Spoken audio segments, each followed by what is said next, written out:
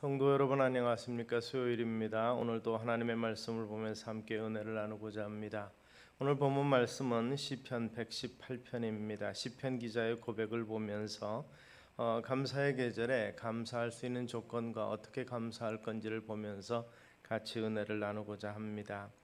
이 감사는 노력과 비례한다 이렇게 이야기합니다. 자기 자신의 몸과 마음과 인격과 영성을 제대로 관리할 때 감사는 계속되고 샘물처럼 솟아나게 되지만 우리의 감사는 평생 감사가 되어야 한다는 것입니다.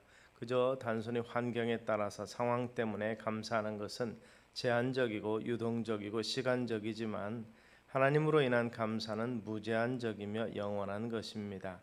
평생 여호와께 감사하는 마음으로 또 삶에서 이러한 감사의 조건을 언제든지 발견하시는 우리 성도님들 되시기를 소원합니다.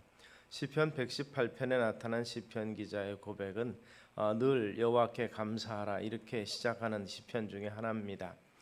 시편 기자는 그렇게 말합니다. 내가 고통 중에 여호와께 부르짖었더니 여호와께서 응답하시고 나를 넓은 곳에 세우셨도다 이렇게 고백을 합니다.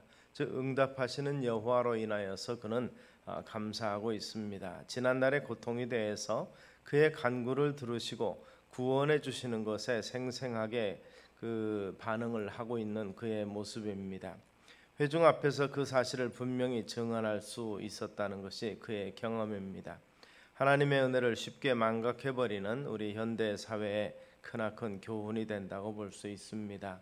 인생의 고통과 광야 가운데서 부르짖을 때 우리 하나님께서는 반드시 응답해 주신다는 사실을 잊지 아니하시는 우리 성도님들 되시기를 바랍니다. 성도의 고난받는 때가 오히려 기도에 더욱더 적합한 시기이며 하나님께 응답받는 때임을 우리는 시편 기자의 고백을 통해서 배울 수 있습니다. 인생의 광야와 고통 속에서 삶을 포기하거나 원망하는 불행한 사람도 있지만 그러나 하나님은 고통을 통해서 우리를 거룩하게 하시고 무릎 꿇고 기도하게 만들어 주십니다. 고통은 기도하라는 하나님의 음성이며 축복의 전주곡이라는 사실을 우리가 기억하시기 바랍니다. 오래된 일이지만 우찌무라 간조 일본의 신학자 이분은 감사는 은혜 받는 그릇이라 이렇게 표현했습니다.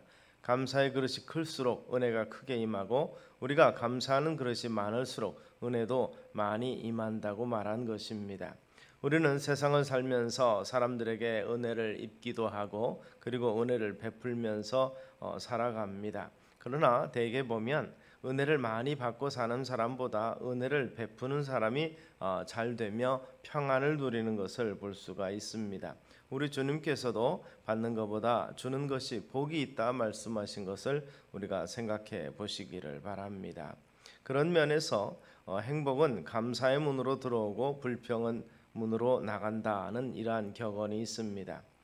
그런 면에서 정말 주는 데서 만족하고 주는 데서 기쁨을 누릴 수 있는 삶의 자세가 우리 주님이 성경에서 말씀하고 있는 행복한 삶의 모습이라는 것을 우리는 생각해 보면서 우리의 소원과 기도를 응답해 주시는 하나님께 먼저 감사드리는 삶이 되시기를 소원합니다. 하나님은 우리의 기도에 응답해 주시는 여호와이신 것을 다시 한번 우리가 찬미와 감사로 고백하시기 바랍니다. 또 시편 기자는 그렇게 말합니다. 여호와는 내 편이시라. 내가 두려워하지 아니할 이유가 어디 있는가? 하나님이 나와 함께 계시고 내 편이 되어 주신다고 말하는 것입니다. 그리고 나를 미워하는 자들에게 보응하시는 것을 내가 보리로다. 시편 기자는 그렇게 고백을 했습니다.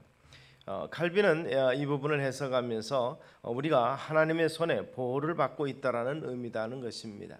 하나님이 내 편이라는 말은 하나님께서 내 편에 서셔서 우리를 지키시고 보호하신다는 것입니다. 하나님이 함께 하신다는 즉 임마누엘의 약속, 그것을 믿는 것은 가장 든든한 확신을 가지는 것입니다. 아담과 하와는 하나님의 명령을 어기고 선악을 알게 하는 나무의 실과를 먹고 그 다음부터 하나님을 피하여 숨었다 그랬습니다. 하나님을 두려워했습니다. 두려움이란 죄의 결과로 주어지는 것이며 하나님을 멀리할 때 생겨나는 것입니다. 하나님께서 우리를 지키시고 돌보시고 있다는 사실을 생각할 때 우리는 두려움이 있을 수 없으며 그래서 다윗은 이렇게 고백을 합니다. 여호와는 나의 빛이요 나의 구원이시니 내가 누구를 두려워하리요? 여호와는 내 생명의 능력이시니 내가 누구를 무서워하리요? 시편 27편에서 그는 그렇게 선포하고 있는 것을 볼 수가 있습니다. 그런 면에서 인간을 신뢰하고 인간의 도움을 의지할 때 그 의지하는 것에 비례해서 두려움이 더 커진다는 사실을 기억하시고 우리 하나님께서 우리 편이심을 믿고 사람을 의지하지 아니하는 믿음의 길을 가시는 우리가 되기를 소망합니다. 사람들은 비난하고 떠나고 상처 줄 때가 많지만 또 내 편이라고 생각했는데 전혀 그렇지 않은 경우도 있습니다. 그래서 우리는 사람 믿지 못하겠다 보통 이렇게 이야기합니다. 그러나 하나님은 언제나 우리의 편이 되어 주셔서 용서해 주시고 축복해 주시며 함께 하시는 분이라는 사실을 우리가 기억하시기를 바랍니다. 시편 기자는 또 마지막으로 이렇게 고백을 합니다. 여호와께 피하는 것이 사람을 신뢰하는 것보다 나으며 여호와께 피하는 것이 고관들을 신뢰하는 것보다 낫도다.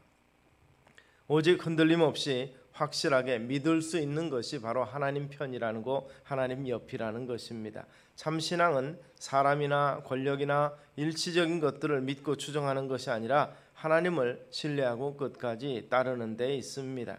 인간적인 도움에 연연하지 않을 때 하나님을 믿는 신앙은 살아있는 능력으로 움직이기 시작할 것입니다. 하나님의 백성들은 여호와께서 언제든지 피할 수 있습니다. 즉 하나님의 품으로 피해 나갈 수 있는 자격을 갖춘 자들이 하나님의 백성이라는 것입니다. 하나님의 품은 언제나 열려 있고 피난처 되신 그 하나님께서 우리를 긍휼히 여기시고 피해서 힘들고 곤고한 삶 가운데 쫓겨올 때도 언제든지 영접해 주신다는 사실을 기억하시기를 바랍니다. 요한 칼빈은 이 부분을 보면서 이렇게 해석을 했습니다. 모든 백성은 하나님으로부터 만족을 누리고 땅에서 어떤 도움을 얻지 못하는 가운데서도 살 소망을 가지게 된다. 아무도 믿지 못하고 도움이 없는 곳에서도 포기되지 아니하는 살 소망을 갖는 존재가 하나님의 백성이라는 것입니다. 하나님이 우리의 영원한 피난처가 되심으로 우리가 감사할 수 있습니다. 영원한 도피성 되심으로 말미암아서 그 하나님을 신뢰하며 우리가 찬미할 수 있다는 사실입니다.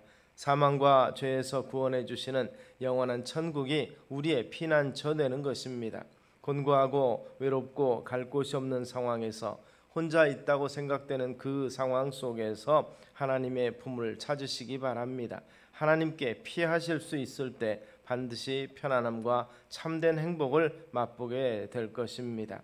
불평이 아닌 원망이 아닌 감사가 우리 입술 가운데서 우리 하나님께로 참으로 올려드리는 삶이 되시기를 소원합니다. 응답하시고 우리의 편이 되시고 그리고 피할 길을 내시는 그 하나님이 우리 하나님 되심을 한시도 잊지 아니하고 나아가시는 우리가 되기를 주의 이름으로 축원합니다. 기도하겠습니다. 살아계신 아버지 하나님, 시편 기자의 고백을 우리의 입술의 고백으로 삼기를 원합니다. 참으로 언제든지 부르짖을 때, 곤고할 때, 부르짖을 때 응답하시고 참으로 기쁨이 있을 때 감사하며 주님을 찬미할 때도 함께 하시는 그 하나님을 믿고 그 하나님이 우리 편이 되어 주시며 우리 하나님이 곧 피난처가 되심으로 참으로 언제든지 우리를 영접해 주신다는 사실을 기억하면서 믿음으로 살아가는 우리가 되게 하여 주시옵소서. 예수님 이름으로 기도드리옵나이다. 아멘.